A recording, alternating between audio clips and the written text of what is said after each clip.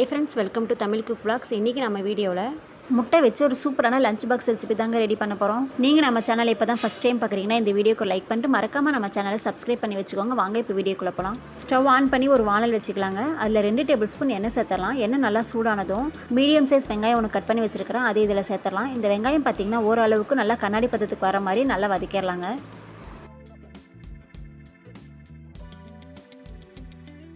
ஓரளவுக்கு வெங்காயம் நல்லா வதங்கிடும்.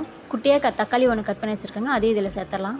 தக்காளி சேர்த்தாலும் சேர்க்கலாம், இல்லைனா கூட வேண்டாங்க, இது ஆப்ஷனல் தான். நான் வந்து தக்காளி சேர்த்து தான் செய்கிறேன். சேர்த்துட்டு இதையும் நல்லா வதக்கிடலாம். பாருங்கள், தக்காளியும் நல்லா ஓரளவுக்கு நல்லா வதங்கிருச்சு. இது அப்படியே கலந்து விட்டுட்டு இது கூட இஞ்சி பூண்டு பேஸ்ட் 1 டேபிள் ஸ்பூன் சேர்த்துடலாங்க. இஞ்சி பூண்டு போட்டு செய்கிறதுனால நல்லா வாசனையாகவும் நல்லா டேஸ்ட்டாக இருக்குங்க. சேர்த்துட்டு இதையும் நல்லா கலந்து விட்டுடலாம். இஞ்சி பூண்டு நல்லா வதக்கிட்டு ஒரு பச்சை மிளகாவை இந்த மாதிரி கட் பண்ணி வச்சுருக்காங்க, அதையும் இதில் சேர்த்துடலாம். சேர்த்துட்டு கொஞ்சமாக கருவேப்பிலை சேர்த்துடலாம். சேர்த்துட்டு இதையும் நல்லா கலந்து விட்டுடலாம். பச்சை மிளகாவை நம்ம குட்டி குட்டியாக கட் பண்ணி சேர்க்கும்போது குழந்தைங்க சாப்பிடுவாங்கங்க. அப்போ வாயில் கடிப்படும், காரமாக இருக்கும். இதனால் கண்ணுக்கு தெரிகிற மாதிரி நம்ம பச்சை மிளகாவை இந்த மாதிரி சேர்த்துடலாம். சேர்த்துட்டு இது கூட 4 முட்டையை உடச்சி ஊற்றிக்கலாங்க. சேர்த்துட்டு இந்த முட்டையை பார்த்திங்கன்னா ரொம்ப போட்டு கலக்காமல் மேலோட்டமாக நல்லா கலந்து விட்டுறலாங்க. இல்லைனா தூள் தூள் ஆயிரும் முட்டையெல்லாம். அதனால் லைட்டாக இந்த மாதிரி கலந்து விட்டுறலாம். அடுப்பு லோ ஃப்ளேமில் வச்சு கலந்து விட்டுறலாம். வீடியோ பார்க்குற ஃப்ரெண்ட்ஸ், நம்ம சேனல் இன்னும் சப்ஸ்கிரைப் பண்ணலாம், மறக்காமல் சப்ஸ்கிரைப் பண்ணிட்டு பாருங்கள். சப்ஸ்கிரைப் பண்ணிட்டு நம்ம சேனலை சப்போர்ட் பண்ணுங்கள்.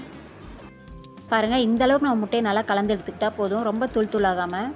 நம்ம ஏற்கனவே பச்சை மிளகா சேர்த்துருக்கிறதுனால கொஞ்சமாக 1 டீஸ்பூனுக்கும் குறைவாக மிளகாத்தூள் சேர்த்துடலாம். இது கூடவே கொஞ்சமாக மஞ்சள் சேர்த்துடலாம். சேர்த்துட்டு முட்டைக்கு தேவையான அளவு உப்பு சேர்த்துடலாம். சேர்த்துட்டு இது எல்லாத்தையும் நல்லா கலந்து விட்டுறலாம். நான் வந்து சாப்பாட்டில் உப்பு போட்டு வடிச்சிருக்கிறதுனால கொஞ்சமாக உப்பு சேர்த்துருக்கேங்க. நீங்கள் சாப்பாட்டில் உப்பு போடாமல் வடிச்சிங்கன்னா உங்களுக்கு தேவையான அளவு உப்பு சேர்த்து நல்லா கலந்து விட்டுக்கோங்க.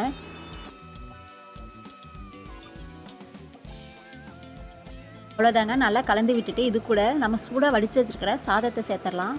இந்த சாதம் பார்த்திங்கன்னா 2 பேர் தாராளமாக சாப்பிட்லாம்.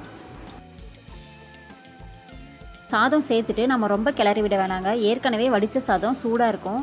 சாப்பாட்டை நம்ம ரொம்ப போட்டு கிளறினோன்னா சாதம் வந்து சூடாக இருக்கிறதுக்கு கொல கொலன்னு ஆயிரும். அதனால் மேலோட்டமாக இந்த மாதிரி நம்ம கலந்து விட்டுறலாங்க. கரண்டியில் எடுத்து இந்த மாதிரி கலந்துக்கலாம். இதுவே இந்த சாதத்தில் முட்டை மசாலாலாம் நல்லா மிக்ஸ் ஆயிருங்க. கலந்து விட்டுறலாம். அவ்வளோதாங்க, நமக்கு ஈஸியான முட்டை சாதம் ரெடி ஆயிடுச்சு. காலையில் டைமில் ஸ்கூல் போகிற குழந்தைங்களுக்கு நம்ம குயிக்காக ஒரு லஞ்ச் பாக்ஸ் ரெசிபி ரெடி பண்ணோம்னா 2 முட்டை இருந்தால் போதுங்க. ஈஸியாக, அது மட்டும் இல்லாமல் ரொம்ப டேஸ்டியாக செஞ்சு தரலாம். நீங்களும் இந்த மாதிரி சிம்பிளான லஞ்ச் பாக்ஸ் ரெசிபி ரெடி பண்ணி பார்த்துட்டு உங்களுக்கு எப்படி வந்துச்சுன்னு சொல்லிட்டு எனக்கு கமெண்ட் பண்ணுங்கள். இந்த வீடியோ உங்களுக்கு பிடிச்சிருந்துச்சுன்னா இந்த வீடியோக்கு லைக் பண்ணிட்டு மறக்காமல் நம்ம தமிழ் குக் vlogs சேனலுக்கு சப்ஸ்கிரைப் பண்ணிக்கோங்க.